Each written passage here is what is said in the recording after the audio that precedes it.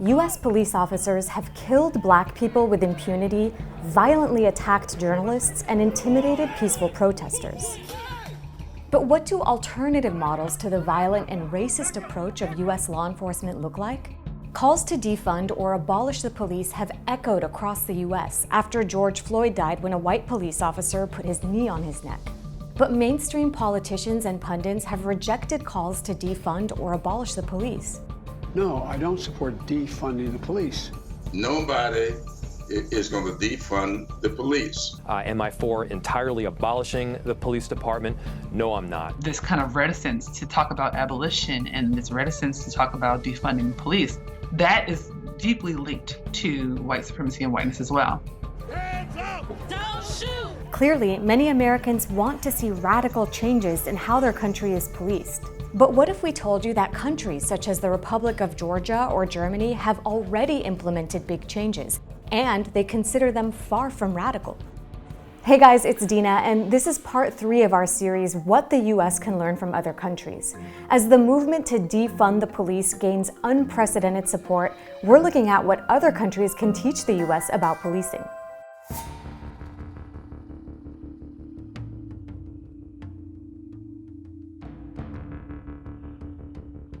When it comes to policing, Germany is choosing to confront its racist past. Some people say, oh, let's forget about it. No, it's such a long time ago. But it's not a long time ago. It is 75 years ago. Learning about Germany's Nazi history is a key part of police training. It's mandatory for police officers in Berlin to visit former concentration camps. And cadets learn about law, ethics, and the policing history of their country. And Kirsten believes that police forces in the US need to be more honest about their own racist past. America has to understand that they are confronted with being in a police tradition which was created and founded to chase people who were brought to America involuntarily under terrible circumstances, sold on markets, and they chased them, they tortured them, they killed them, and that is part of American policing. In Germany, it's not just history that police officers learn about. It takes cadets between 2.5 to 4 years in basic training to become officers. It would surprise them how long it takes to climb up the ladder of a career, of a police career. Once you're on the silver rank, you have another 5 to 7 years of practice, of working, and assessment through your supervisors. You're coming close to 7 years of police education, college or university, and police training. So how does that compare to the US? So rather than confront those issues, the chosen approach has been to simply overlook them and say, oh, we're all equal now. We had civil rights, we're moving on. In the US, 70% of police officers don't have a 4-year college degree. A study found that officers with degrees receive fewer complaints and show a 40% reduction in uses of force. But the killing of George Floyd has renewed calls by activists in Germany to address their own cases of police violence and racial profiling against Black people. Kirsten says that education alone isn't enough. Rigorous real-life training can mean the difference between life and death. After confronted with scenarios where they have to decide what to do, shoot or not shoot. And I would say that the main objective or the main aim of the training is not to shoot. Let's go back to 2003 in the Republic of Georgia, when the police force was considered the most despised institution in the country. Something was happening, so people would not call to the police because no one expected that they would act according to the law and according to the interests of the society. For decades, systemic corruption dictated every aspect of life in Georgia. Detectives collaborated with criminals, and police officers made as little as $50 per month. Those low wages meant many people couldn't survive without corruption. It was also possible to pay some particular amount to the high officials in the police, and they would not start the investigation. The former Soviet country ranked 124 out of 133 on Transparency International's Corruption Index in 2003. So how did the police force end up getting transformed? Anger boiled over in 2003. Rigged parliamentary elections prompted a wave of peaceful protests led by Mikhail Saakashvili, who became president the following year. His party seized the moment of popular support and promised radical changes.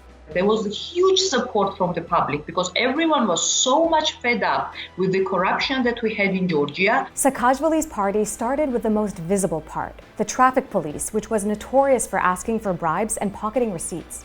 They abolished the entire police force and fired 30,000 people. Suddenly, the trust towards the street police increased dramatically.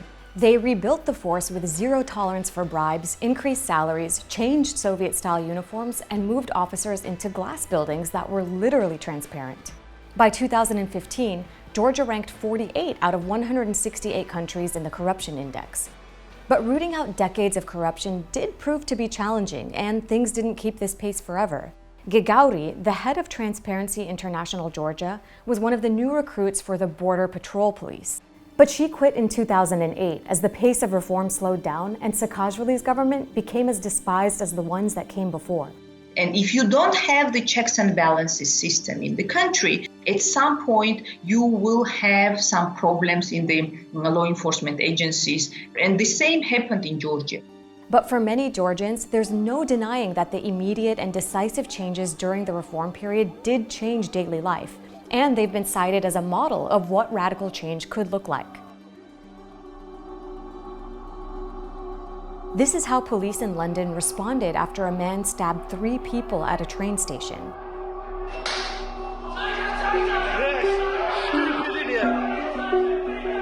The UK is one of 19 countries where police officers are usually unarmed. More than 90% of London's police officers work without a gun. Most rely on tools such as mace and batons and are only allowed to use force under certain circumstances. And some forces in the US have taken notice. A Florida sheriff has adopted de-escalation training from Scottish police and found it led to a drop in arrests in Volusia County. And one main difference between the UK and the US is its police watchdog. When a British police officer shoots or kills someone, the case gets reviewed by a watchdog now called the Independent Office for Police Conduct. But despite the unarmed status of British police, some say institutional racism remains a problem. Black people in the UK are almost 10 times more likely to be stopped and searched than white people. While calls for disarming America's police remain highly controversial, some want police budgets to be cut so that the money can be invested in community support programs. We have to reduce the amount of police contact that is happening specifically in vulnerable communities. Black Americans were killed 3 times more by the police than white Americans from 2013 to 2019. And the police faced no action for 99% of the killings during those years. We say abolish the police. What we mean specifically is, how do we find ways to stop including police, including them by calling them in, by escalating situations that can be handled by communities, that can be handled by experts? You might remember this video of these unarmed Swedish cops de-escalating a fight while on vacation in New York City.